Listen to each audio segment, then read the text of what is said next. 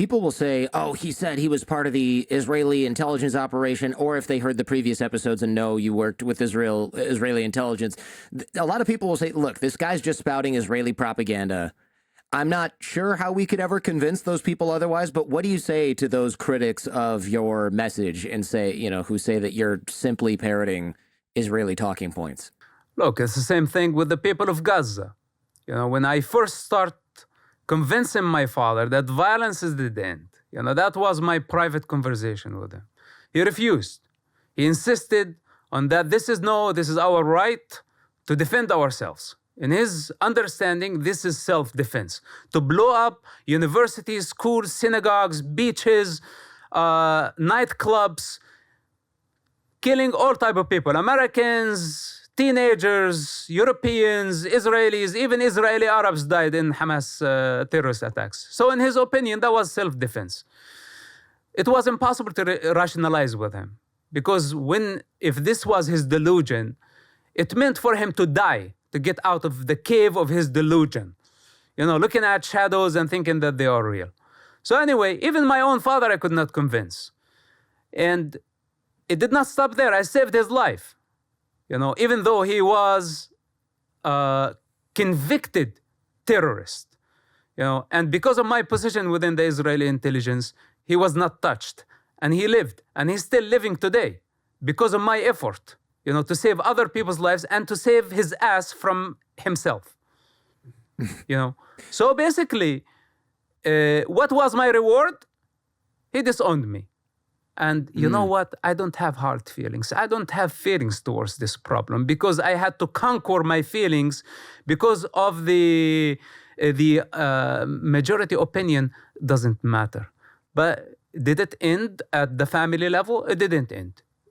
The entire nation. Okay, if the sound of reason, in their opinion, means treason, then this is their problem. I am firm. I stand on a solid ground. I don't need validation from nobody. Even 7 billion clowns out there, say you're wrong. Doesn't mean that I am wrong. So whether they're listening or not, it begins with words. Reject my words. Then you will have to deal with fire. This is my promise. So, okay, you can stand hiding behind your mask of knowledge, whatever, as outsider observing the outside, and label me as much as you want. If my truth is not acceptable, then you will have to go through the fire of truth in order to learn on your own. It's gonna be as simple as that. It's either you take it as simple as it is from me, or you will have to go through it. I survived, but I am not sure that you will survive. A lot of people disagree that the blood is on Hamas's hands, right? You mentioned this earlier. They say Israel has occupied Gaza for a long time. The strikes have killed civilians. They've locked these Palestinians up for decades in a refugee camp. I have to admit, I'm sympathetic to some of those arguments, right? I can't imagine living in a place like Gaza. I spent a week there. It's very eye-opening. It's sad. You feel the hopelessness. It's in the air. I don't think that excuses terrorism, to be clear, or murdering civilians, but a part of me understands how people get this way. Listen, it's a self-inflicted pain. This is what it is. When an entire society is under the influence of religious opium, drugged in their religion, drugged in their culture, incapable of seeing things for what they are, dwelling into cowardice that they are afraid to confront. They see the truth, they see the predator, but they don't have the power to fight. Then they choose to be silent. Others choose to take part with Hamas. Hence, an entire society is participating directly and indirectly. When a majority of the Gazans voted for Hamas, they made a very big mistake. Because when a majority agree on something, then they are partnering with this. This is exactly what Hamas did. They won the elections, And now they took advantage of the sheep, that voted for them. Now, in a situation like this, a society has fallen from grace.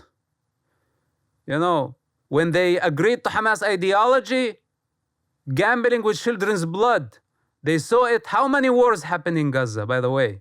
This is the fourth? Mm-hmm. Could not they see it? Could not they see it the first war? How Hamas played them? Could not they see it the second war? The third war? Cannot they see it now? What Hamas is doing to them? While Hamas leaders sit in Four Seasons in Doha paying $1,500 a night, and the people of Gaza are dying, the children, the women, everybody. People don't have the power to just stand and say, this does not represent us. When we have a society that is paralyzed to this degree, that does not have the power, well, they already did. They already did long time before the strike. And this is what I've been saying from day one. They wanted me dead to contradict them. And they convinced the whole society that this is a traitor. But I lived long after their accusation, and I promise I'm going to live much longer, than all their delusion and their lies. You know why they hate me very much? Because when they see me stronger 1,000 times when I was back in the region. And they hate to see this. They are counting that if I got shunned by the family, I go into the unknown, I have no support, and I will die on my own.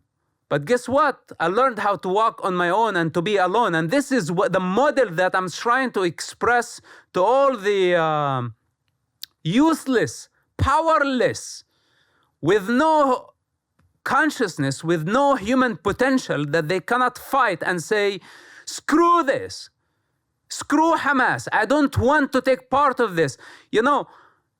Just jump off the fence. Get the out of there. Run for your life. Earth is big. So you tell me about society. People migrate. Even the animal migrate. The butterflies migrate. When there is impossible condition like this, we have human predators that controlling this whole thing called Gaza. It's the oldest refugee camp in the world. It's supposed to be demolished 70 years ago. It's an unhealthy place with no infrastructure, most crowded area, or one of the most crowded areas on earth. What's the need for this? I don't mind, people relocating. 2 million people can be relocated, going into the Arab world, wherever they want to go. Earth is big. Why to stay there under the rule of Hamas if you cannot fight Hamas? Even, we're trying to convince the people, depart the northern Gaza to the southern Gaza, and they cannot even obey the order. Israel, through leaflets, text messaging, speakers, internet, Facebook, they used every possible mean to tell the people this is serious. We are coming, and we are coming big. There is a big war. We have to eradicate Hamas. And the people still, asleep until it's too late. And now we're witnessing all this civilian casualties. The reality of war is ugly. Okay? Israel did not start this war. And Hamas started this war. They are the only ones to take the blame. The only party that has the children's blood on their hands. Believe it, don't believe it, it's your problem. Hamas has to go. We have to remove them from power because we cannot afford another Gaza war. It's as simple as that. The people want to label me. They want to label Israel. They want to label the CIA, all the people. It's not only Israel in this war. It's the U.S. government, the mighty of the U.S. government, the nuclear power, the superpower of the world is in this war. And do you think they don't know better? Because we all know that there is no way around it this time. We have to eradicate Hamas. So think that this is extreme, think whatever you want to think. We are at war, and war ugly, and at war, people die. It's as simple as that.